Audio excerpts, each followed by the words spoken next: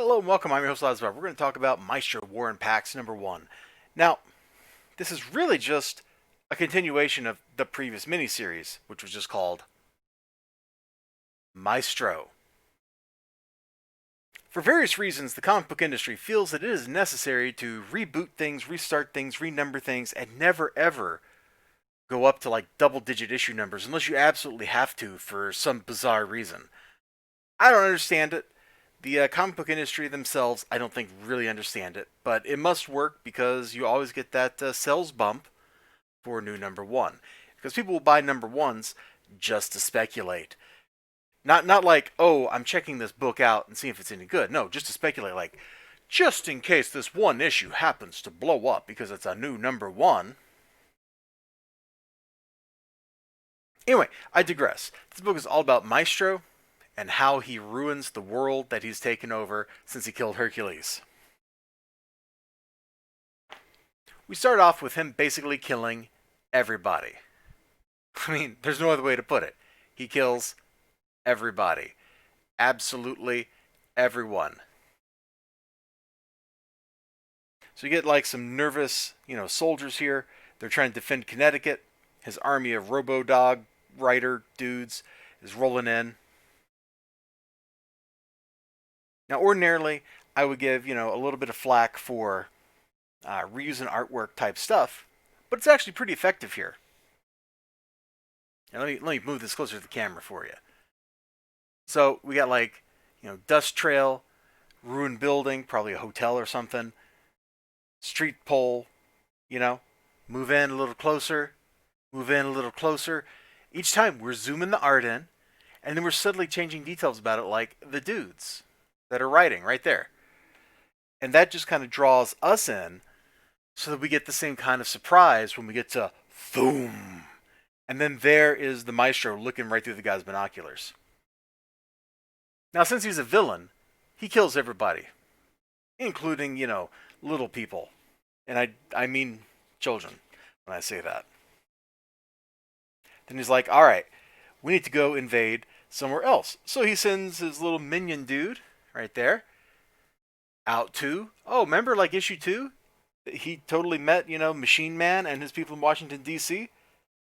Well, that's what Maestro is up to.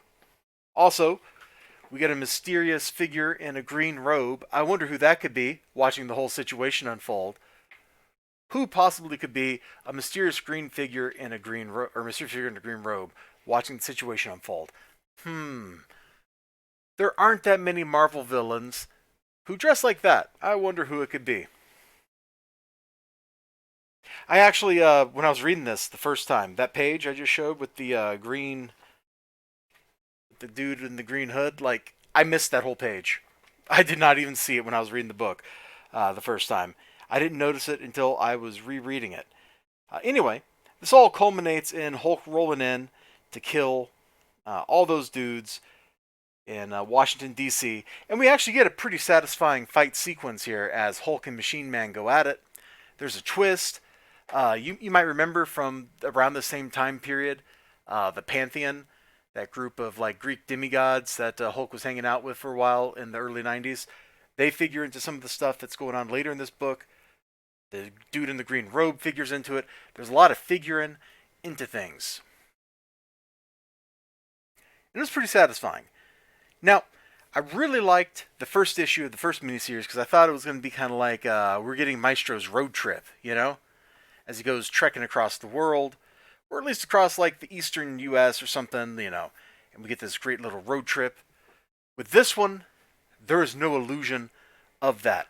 We start off and he's like, yo, I'm going to enforce my will, and people can either get on board with it and join the Pax, or they get the war. And his actions in like the first 5-6 pages of this comic, they really set the tone for the kind of person that Bruce Banner's become. There's a bit of dialogue. I'm not going to show you the pages, so you get to just view this beautiful old wooden desk of mine. But he's talking to his minister, and where is it? Maestro, how fared the expedition? As well as can be expected, the stalkers are disposed of. I know, but it's not enough. Because there are still others out there who dream of something else, and dreams beget disaster. We've seen it indisputably. Human dreams have left humanity in ruins. They talk about JFK, and I have a plan, and blah, blah, blah, blah, blah.